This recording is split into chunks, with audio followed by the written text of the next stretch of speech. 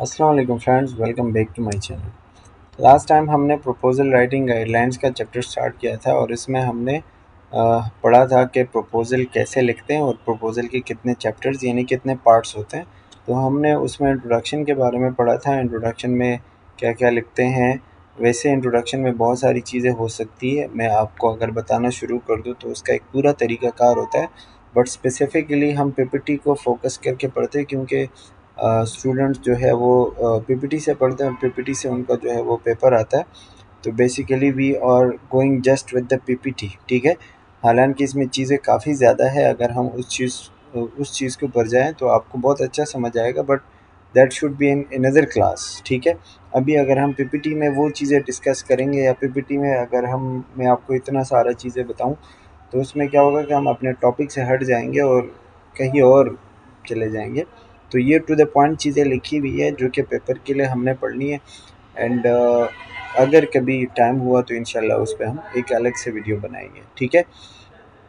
तो last time हमने बात की थी लिटरेचर रिव्यू की, लिटरेचर रिव्यू नहीं सॉरी, इंट्रोडक्शन की बात की थी। आज हम लिटरेचर रिव्यू से स्टार्ट करेंगे या फिर हम उसको रिव्यू ऑफ रेलेवेंट लिटरेचर कहते हैं। इंट्रोडक्शन में हमने ये पढ़ा था कि भाई आप जो है इंट्रोडक्शन में अपना सिग्निफिकेंस ऑफ स्टडी लिखते हैं। आप ये लिखते हैं कि मेरी स्टडी किस बारे में है, अब ये मैं स्टडी करूँगा तो उसका फ़ायदा क्या होगा, उसका जो है वो किसको फ़ायदा है किसको नुकसान है, या फिर किस तरीके से जो है वो चीज़ें आगे जाके काम आएंगी। फिर आपका सिग्निफिकेंस और पर्पस और नल हाइपोथेसिस और अल्टरनेटिव हाइपोथेसिस, ये सारी चीज़ें आप जो है अपनी स्टडी में यानी कि बेसिकली इंट्रोडक्शन में बताते हैं। और इसमें आप खुद से कोई भी बात नहीं करते, ये आप रेफरेंस के थ्रू बताते हैं। मतलब आप डिफरेंट आर्टिकल से जो आपके टॉपिक्स के रिलेटेड होंगे उससे डेटा लेते हैं और उसके हिसाब से या उसके थ्रू आप ये बात कर रहे होते हैं, ठीक है। इसमें आप अपने से कुछ भी नहीं कह सकते और जो भी आप बात करेंगे हर चीज़ का आपने रेफरेंस देना होता है, ठीक है। अभी जो है हम चैप्टर नंबर 2 पे आते हैं, that is review of relevant literature. Relevant literature का मतलब ये होता है कि आपके टॉपिक से जो मिलते जुलते लिटरेचर्स होंगे, टॉपिक्स होंगे, ठीक है, या आपके टॉपिक पर जिन लोगों ने पहले ही रिसर्च किया हुआ है, ठीक है, आप उसके देख के उसका रिज़ल्ट लेके आए आगे और ये बात साबित करें कि भाई आपकी स्टडी क्यों ज़रूरी है या फिर आप ये स्टडी क्यों करना चाहते हो, ठीक है। तो रिलेवेंट लिटरेचर का मतलब ये होता है overview of the current research, यानी आपने आपके टॉपिक पर जो करंट रिसर्चेज हुई है जो पहले से हो गई है उसको आप ओवरव्यू करके देखते हो, ठीक है। एंड एम्पेरिकल लिटरेचर यानी कि summary and critical appraisal of past studies, आप उनकी एक समरी डालते हैं और उसमें जो है नज़र दौड़ाते हैं कि भाई इन लोगों ने किन किन चीज़ों के ऊपर काम किया है और किन किन चीज़ों के ऊपर काम नहीं किया है। मतलब आप एक क्रिटिकल एरिया से देखोगे, क्योंकि जब आपको उसमें एक क्रिटिकल नज़र से देखेंगे ना तो क्रिटिकल नज़र से आपको ये फ़ायदा होगा कि आपको उसमें जो चीज़ें उन्होंने नहीं की है तो आपको वहाँ पे एरिया मिल जाएगा काम करने के लिए, ठीक है। मतलब उन्होंने जो चीज़ें नहीं की है उस पे आप काम कर सकते हैं। दूसरा थ्योरेटिकल लिटरेचर, यानी कि आप जो है context for defining and inter relating concepts, आपको पता होना चाहिए कि आपका जो लिटरेचर है पहले किसने काम किया है और वो थ्योरी से आप कैसे रिलेवेंट करते हो। फॉर एग्ज़ाम्पल अगर आप जो है वो हीमोडायनामिक्स के बारे में पढ़ते हैं कि क्रिटिकल केयर और हीमोडायनामिक्स और ये होता है वो होता है, तो ये एक थ्योरी है। इसके ऊपर बहुत सारी लोगों ने रिसर्च की होगी तो आप उसको अपने थ्योरी को रिसर्च के साथ जो है वो कंपेयर करोगे, ठीक है। फिर इसी तरह gaps identification, highlight what remains unexplored, यानी कौन सी ऐसी चीज़ें हैं जिनके ऊपर लोगों ने रिसर्च नहीं की है या कौन सी ऐसी चीज़ें हैं जो अनएक्सप्लोर्ड है जिनके जो सामने नहीं आई है और आप अपने रिसर्च में उसको सामने लाने की कोशिश करेंगे, ठीक है। तो ये आप जब लिटरेचर रिव्यू करते हैं तो ये तीन चीज़ें आपके सामने आ जाती है कि भाई आप उनकी एक समरी तैयार करते हो, थ्योरी के साथ इंटर रिलेट करते हो और ये देखने की कोशिश करते हैं कि कहाँ कहाँ पे गैप है तो आप वहाँ पे काम करें, ठीक है। अब लिटरेचर रिव्यू के फॉर्मेट क्या है, यानी आप उसको किस किस तरीके से लिख सकते हैं। या तो आप उसको टेबल या नरेटिव फॉर्म में, टेबल मतलब नरेटिव ये होता है कि आप उसको पैराग्राफ फॉर्म में लिखें, 2-3 पैराग्राफ आप लिखें भले, ठीक है। टेबल फॉर्म ये होता है कि आप उसको टेबल वाइज लिखें, जैसे हम एक टेबल बनाते हैं, ग्राफ बनाते हैं, तो उसमें भी आप लिख सकते हैं, ठीक है। समराइज मेजर स्टडीज़, वही बात कि जो आपके टॉपिक से ऊपर मेजर स्टडीज़ या मेजर रिसर्चेस पहले से हुई है आप उस चीज़ को समराइज़ करें, देखें। इसी तरह सिंथेसाइज़ फाइंडिंग, और उनके जो फाइंडिंग्स आई है उनको आप देखें कि आपके टॉपिक के ऊपर जो रिसर्चेज़ हुई है उनको रिज़ल्ट क्या मिला। आप जब करेंगे तो आपके ख़्याल में आपको क्या रिज़ल्ट मिलेगा, ठीक है? तो इसी तरह उसको आप समराइज़ करेंगे, ग्रुप समरीज़ और क्रिटिक्स। क्रिटिक्स यानी कि आप उसमें देखोगे ना कि भई उसमें उन्होंने कहाँ पे काम नहीं किया, तो आपको वहाँ पे काम करने का मौका मिले, या फिर उनके स्ट्रॉन्ग पॉइंट्स और वीक पॉइंट्स क्या-क्या है, जिस पे आपको स्टडी करने का मौका मिलता है। इसी तरह रिकमेंडेशंस फॉर फर्दर स्टडी, और आप जो है लिटरेचर रिव्यू में ये होता है कि आप जब अपना लिटरेचर रिव्यू मतलब तैयार करते हो या फिर दूसरे लोग पढ़ते हैं, तो उसमें आपको पता चलता है कि वो आप सारा का सारा काम आप अकेले एक रिसर्च में नहीं कर सकते। कुछ ऐसी चीज़ें होती हैं जो आप आगे वाले लोगों के लिए छोड़ते हैं, मतलब रिसर्च के तौर पर, ठीक है? आप उनको रिकमेंड करते हैं कि मैंने इस चीज़ के ऊपर काम किया था, आप आगे जाके जैसे आप कहते हैं कि ब्लड प्रेशर और एक्सरसाइज का एक दूसरे के ऊपर असर है, ठीक है? तो आप कहेंगे कि ये तो है, लेकिन कुछ और भी शायद ऐसी चीज़ें हो सकती है जिसका असर हो सकता है ब्लड प्रेशर के ऊपर। तो अब आप उसके ऊपर तो नहीं कर सकते ना काम, वो आप और लोगों को रिकमेंड करोगे। तो इसी तरीके से ये आप लिटरेचर रिव्यू में रिकमेंड भी कर सकते हैं। तो ये चैप्टर 2 था। चैप्टर 3 में जब आप आते हैं तो वो होता है फ्रेमवर्क आपके प्रपोज़ल का। फ्रेमवर्क यानी कि आप जो है अपनी स्टडीज़ को थ्योरी के साथ रिलेट करते हैं। Link research problem to theory. Use middle range theories for quantitative studies. यानी आप मिडल रेंज स्टडीज़, यानी कि आप जब उसको एक्सप्लेन करोगे तो वो बहुत ज़्यादा कोई बड़ा टॉपिक नहीं हो, ना बहुत ज़्यादा छोटा टॉपिक हो। मिडल रेंज टॉपिक होना चाहिए, थ्योरी होनी चाहिए, ताकि वो आप उसमें अच्छे से काम कर सकें, ठीक है? इसके अलावा आप जो उसमें एक्सप्लेन करेंगे, जैसे हम हीमोडायनामिक्स के ऊपर अगर फॉर एग्ज़ाम्पल रिसर्च कर रहे हैं, तो आप अपने कॉन्सेप्ट को उसमें डिफ़ाइन करें। आप उसमें ये बताएँ कि हीमोडायनामिक्स हमारे नज़र में इस वक़्त क्या है जिसके ऊपर हम रिसर्च कर रहे हैं, और उसका आपके फ़ील्ड से क्या ताल्लुक है, ठीक है? इसी तरह include operational definition of for variables. वही बात कि जो चीज़ें, जिन चीज़ों के ऊपर वेरिएबल्स, जिन चीज़ों के ऊपर आप काम कर रहे हो, स्ट्रेस के ऊपर काम कर रहे हो, नर्सिंग स्टूडेंट्स के ऊपर काम कर रहे हो, हेमोडायनामिक्स के ऊपर काम कर रहे हो, उनकी आप जो है एक किस्म के इंट्रोडक्शन इंक्लूड करोगे। क्योंकि आपकी नज़र में एक चीज़ का मतलब एक है, लेकिन जब वो सामने वाला पढ़ेगा तो शायद वो उसका कोई दूसरा मतलब ले। तो इसीलिए आप अपने रिसर्च में उसका ऑपरेशनल डेफिनेशन जो है वो आपने इंक्लूड करना होता है। ऑपरेशनल यानी कि आपकी नज़र में उस चीज़ की डेफिनेशन क्या है, या आप अगर स्ट्रेस कह रहे हो तो स्ट्रेस आपकी नज़र में क्या चीज़ है, आप अपने रिसर्च में स्ट्रेस का मतलब क्या दे रहे हो, ठीक है? तो ये आपका वो होता है फ्रेमवर्क। अच्छा, फिर जब आपको डेवलप करते हैं, डेवलपिंग द फ्रेमवर्क, तो आप जो है वो थ्योरीज मॉडल के साथ एक्सप्लेन करते हो। जैसे आप जो है वो बहुत सारे लर्निंग थ्योरीज पढ़ते हैं, ठीक है, मॉडल्स पढ़ते हैं, हेल्थ बिलीफ मॉडल आपने पढ़ा होगा। तो जब आप एक काम करते हैं तो आप उसको लिटरेचर या थ्योरी के साथ रिलेट करते हैं। यानी जो भी आप अगर काम करेंगे तो खुद से नहीं करेंगे, आप उसको थ्योरी के साथ रिलेट करके करेंगे, ठीक है? अच्छा, ensure compatibility with study objectives. आपको पता होना चाहिए कि आपकी जो स्टडी है वो आपको सब कुछ आता हो, या फिर मतलब उसके ऊपर आपका एक उबूर हासिल हो, ठीक है? मतलब आप उस चीज़ में इतने एक्सपर्ट है कि आप उसमें काम कर सकें, ठीक है? डॉक्यूमेंट परमिशन जब यूजिंग एस्टेब्लिश्ड मॉडल्स, और जो भी आप थ्योरी, रेफरेंस, आर्टिकल, बुक या whatever you are using, जो भी आप यूज़ करते हैं उसका आप परमिशन लेंगे। जैसे आप अगर क्वेश्चनेयर यूज़ कर रहे हैं तो क्वेश्चनेयर का हमें परमिशन लेना पड़ता है, और उसके उसकी स्क्रीनशॉट या फिर उसकी जो रिटन परमिशन होती है वो अपने पास आपने रखनी पड़ती है, क्योंकि आप आगे जाके दिखाओगे कि ये अगर मैंने इसके ऊपर काम किया तो ये मेरे पास परमिशन है, ठीक है? अगर आप कोई आर्टिकल का हवाला दे रहे हो तो उसका रेफरेंस देना लाजमी होता है, ताकि जब आगे वाला बंदा पढ़े तो वो उसको पता हो कि आपने ये लाइन कहाँ से उठाई है। तो आप खुद से नहीं लिखेंगे, बल्कि रेफरेंस जहाँ से भी आप कोई भी एक भी लाइन उठाओगे तो उसका आपने रेफरेंस देना लाजमी होता है। फिर आता है chapter 4, that is methods and procedures. यानी कि आप किस मेथड को यूज़ करोगे, किस तरीक़ेकार से आप अपना रिसर्च करोगे। तो सबसे पहले उसमें है स्टडी डिज़ाइन। यानी आपकी स्टडी डिज़ाइन डिस्क्रिप्टिव है, जिसमें आप किसी चीज़ या फिनोमिना को एक्सप्लेन करते हो। लास्ट टाइम हमने वो क्वालिटेटिव रिसर्च के बारे में पढ़ा था। डिस्क्रिप्टिव स्टडीज़ वो होती हैं जिसमें आप किसी की कोई मतलब राय लेते हो, ठीक है, या फिर उसका कोई वाक़या या कहानी जो है आप उन सुनते हैं या फिर उनको समझने की कोशिश करते हैं। को-रिलेशनल में हम 2 चीज़ों को रिलेट करते हैं कि आया इन दोनों चीज़ों का आपस में ताल्लुक है? क्या स्ट्रेस और वर्कलोड का आपस में कोई ताल्लुक है? फॉर एग्ज़ाम्पल, ठीक है? तो ये आप को-रिलेशनल स्टडी करते हैं। एक्सपेरिमेंटल क्या होता है कि जब आप कोई न्यू चीज़ ट्राई करते हो किसी के ऊपर कि इससे क्या होगा? अगर आपने कोई न्यू मेडिसिन बनाई है तो वो आप जब मरीज़ को देते हो तो आपको नहीं पता कि इसका रिज़ल्ट क्या आएगा, तो मरीज़ के ऊपर आप एक्सपेरिमेंट कर रहे हो, ठीक है? ये आपके स्टडी डिज़ाइन होते हैं। तो आप अपने चैप्टर 4 में मेथड और प्रोसीजर सेलेक्ट करोगे कि भई मैंने जो काम करना है उसके लिए मैंने कौन-सा तरीका यूज़ करना है।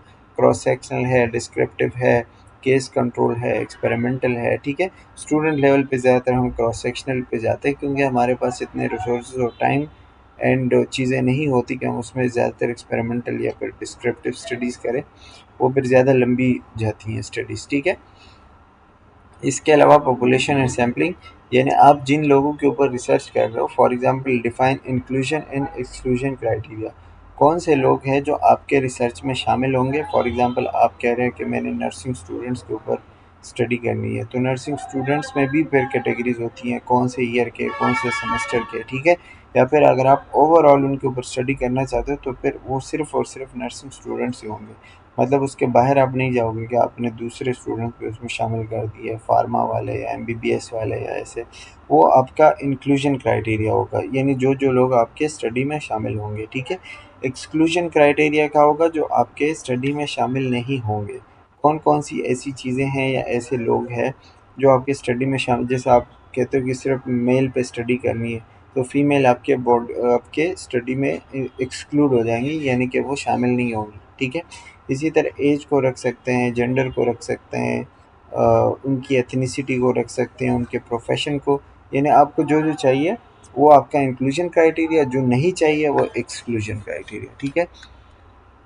Conduct power analysis for sample size, यानी आप जो है उसमें देखोगे, पावर एनालिसिस का मतलब ये कि आप देखेंगे कि भाई मैं कितने लोगों पर ये स्टडी करना चाहता हूँ, ये 100 लोग, 200 लोग, ठीक है? अगर आप बहुत कम लोगों पर करोगे तो आपकी स्टडी उतनी वीक होती है, जितने ज़्यादा लोगों पर करोगे तो उतना स्ट्रांग है, ठीक है? तो ये जो है आप पावर एनालिसिस करोगे कि आपका सैंपल साइज़ क्या होना चाहिए। अगर कम हो तो फिर स्टडी वीक होती है।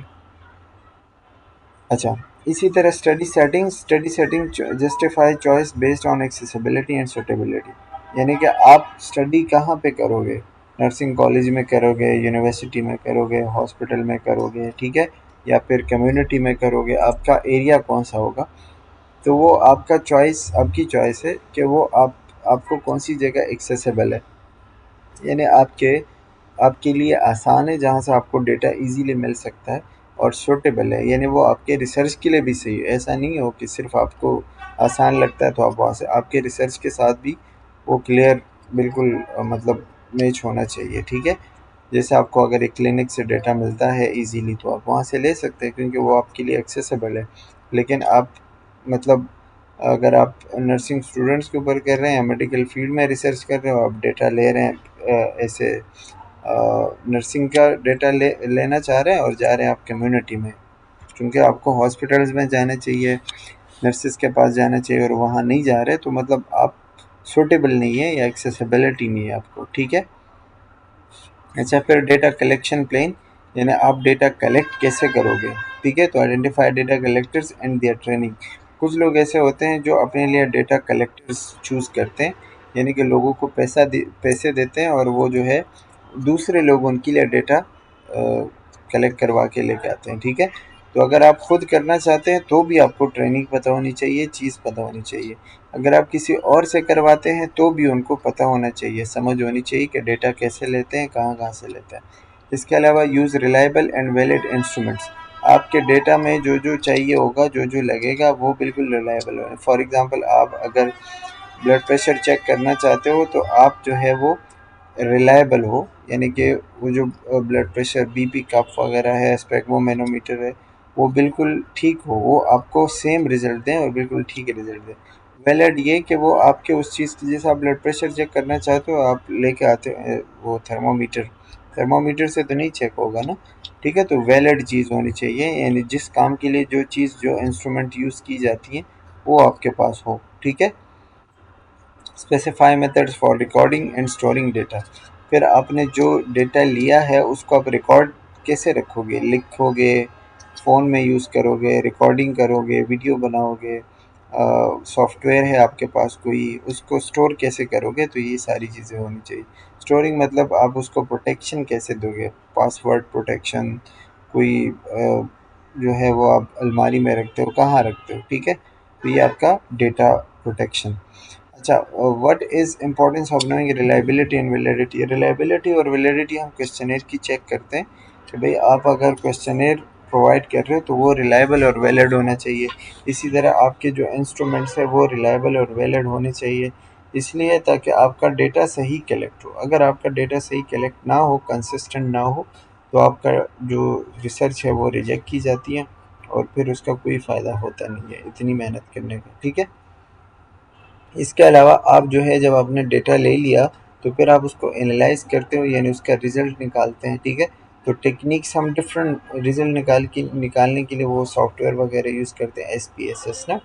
तो इसमें फिर आप क्या करोगे, अपने टेक्निक्स को यूज़ करोगे, techniques align with study objectives. जैसे फॉर एग्जांपल हम डिफरेंट टेस्ट यूज़ करते हैं, correlational analysis for associative hypothesis. इन दो चीज़ों को कंपेयर करने के लिए आप कोरिलेशनल एनालिसिस करते हो, जो अभी हमने पहले टी टेस्ट या इनोवा टेस्ट। टी टेस्ट जो है वो हम दो ग्रुप्स में कंपेयर करने के लिए करते हैं, जैसे गर्ल्स और बॉयज़ को आप कंपेयर करते हो तो टी टेस्ट करेंगे। इनोवा ज़्यादा दो से ज़्यादा ग्रुप्स के 10-12 लोग हैं या एज में आप जो है वो चीज़ें देखते हो तो उसके लिए, ठीक है। Specify alpha level. Alpha level ये होता है कि आपके रिसर्च में एरर के चांसेस या गुंजाइश कितनी है, तो वो है अल्फ़ा तकरीबन 0.05, ठीक है। यानी 5% चांसेस हो सकते हैं आपके पास रिसर्च के अंदर एरर होने के, मतलब इतनी गलती हो सकती है। इससे ज़्यादा होगी तो फिर वो गलती ज़्यादा होने की वजह से आपकी रिसर्च जो है वो वीक पड़ सकती है और रिजेक्ट हो सकती है। आपके पास बस इतनी ही गुंजाइश है, अबाउट 5% गलती के, ठीक है। अगर हम अल्फ़ा लेवल वो एमसीक्यूज़ पॉइंट ऑफ व्यू से आप 0.05 याद है, क्योंकि ये हम 1 को 1 लेते हैं और 1 के हिसाब से बात करते हैं, लेकिन जब हम परसेंटेज की बात करते हैं तो 100%, ठीक है। अच्छा, एथिकल कंसिडरेशन क्या चीज़ होती है। एथिकल कंसिडरेशन यानी आप उसमें किस चीज़ का ख़्याल करेंगे, अखलाकियात क्या होती हैं ड्यूरिंग योर रिसर्च। सबसे पहले protect subjects rights. Subjects right यानी आपका जो पार्टिसिपेंट है जिसके ऊपर आप रिसर्च कर रहे हो उसके नाम, उसका नाम, उसकी बीमारी, उसका जेंडर, ये सारी चीज़ें आप नहीं बताओगे, ये आप हिडन रखोगे, ठीक है। Minimise risk and maximise benefits. आप इस रिसर्च से नुकसान नहीं करोगे किसी का, बल्कि फ़ायदा होना चाहिए, ठीक है। यानी कि नुकसान कम, फ़ायदा ज़्यादा होना चाहिए। अच्छा, obtain consent and adhere to the HIPAA guidelines. Consent यानी उनसे इजाज़त लेनी है, आपने उनको बताना है कि भाई आप जो है वो हमारे रिसर्च का हिस्सा है, हम आपके ऊपर रिसर्च कर रहे हैं, तो आप उनसे कंसेंट लें, यानी उससे उनकी आपके पास हाँ में हाँ होनी चाहिए और आपके पास एग्री होने चाहिए आपके साथ कि भाई हाँ हम ठीक है, आप रिसर्च कर सकते हैं। और adhere to the HIPAA guideline. HIPAA guideline health insurance protective, इस तरह कुछ है, अभी मुझे वो प्रॉपरली याद नहीं आ रहा। तो इसी तरह HEPA health insurance protective and act है या इस तरह है, ठीक है। इसमें मतलब ये कि आप जो है, मतलब मरीज़ का पूरा डेटा आपके पास सिक्योर और सीक्रेट रहना चाहिए, वो आप रिवील नहीं कर सकते। अगर आपने एक भी पेशेंट का या आपके पार्टिसिपेंट का नाम डाल दिया तो आपकी रिसर्च रिजेक्ट हो जाएगी, ठीक है। And it is not allowed, ठीक है, आप ये चीज़ नहीं कर सकते। इसके अलावा secure IRB approval. Institute rational board है, review board, sorry, institutional review board.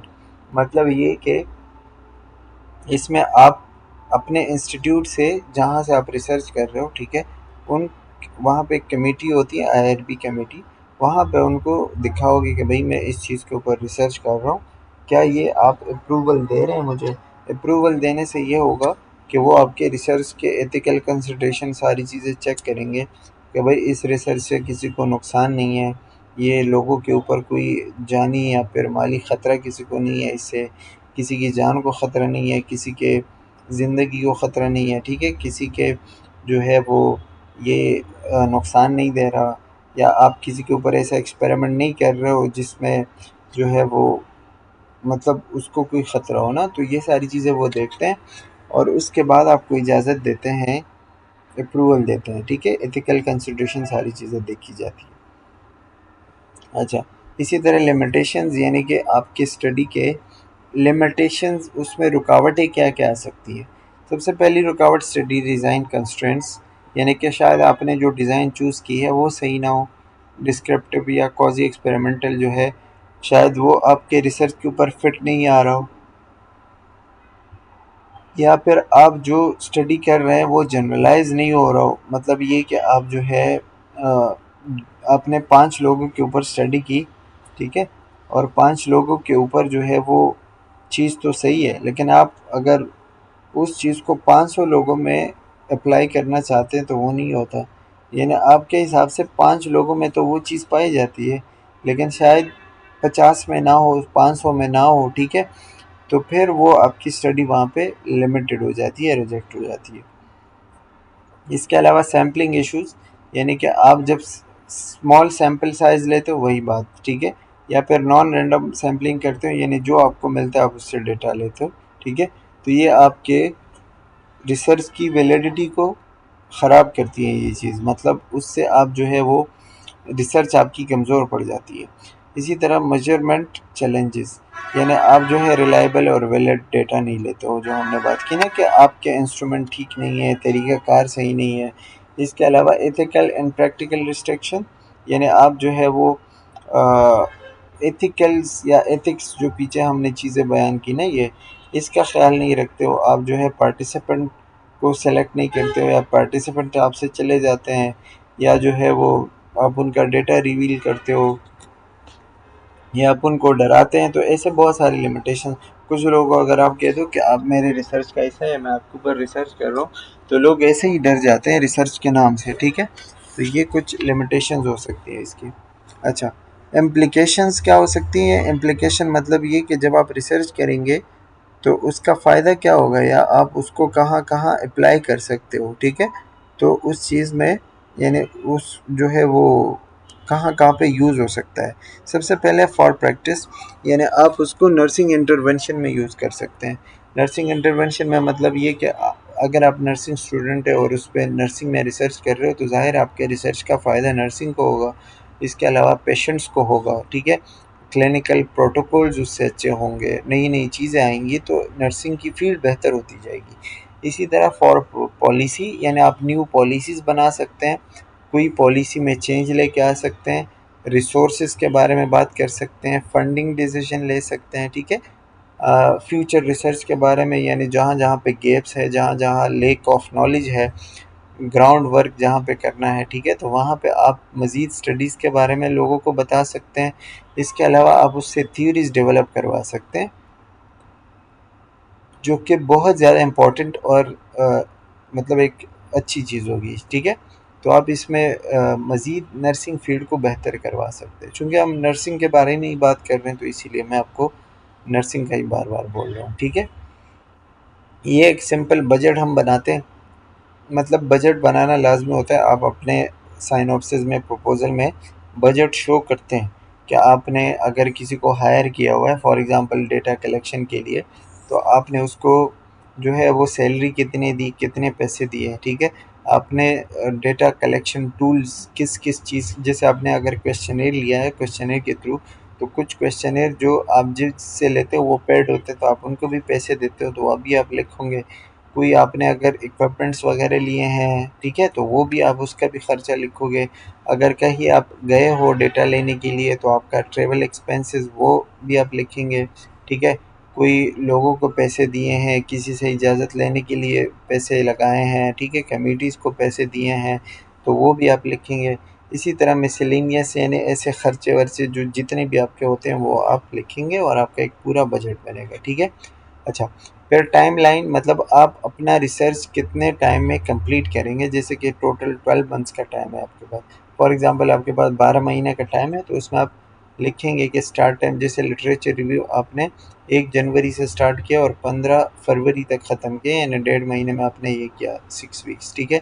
Framework आपने इतने टाइम में किया, अप्रूवल और ये वो सारी चीज़ें आप लिखोगे कि आपने जितने टाइम में क्या-क्या किया, वो आप पूरा लिखोगे, ठीक है। तो ये आपके पास आपका प्रपोजल राइटिंग जो है वो कंप्लीट हो जाती है। So that's all about proposal writing according to the PPT, ठीक है। जिस तरह मतलब पीपीटी में लिखा है वही चीज़ है, वैसे इसमें बहुत सारी बातें हो सकती हैं। And that's all. I hope कि आपको समझ आ गया होगा, चीज़ें आसान हो गई होगी। एंड मिलते हैं इंशाल्लाह नेक्स्ट वीडियो में, तब तक के लिए अल्लाह हाफिज़।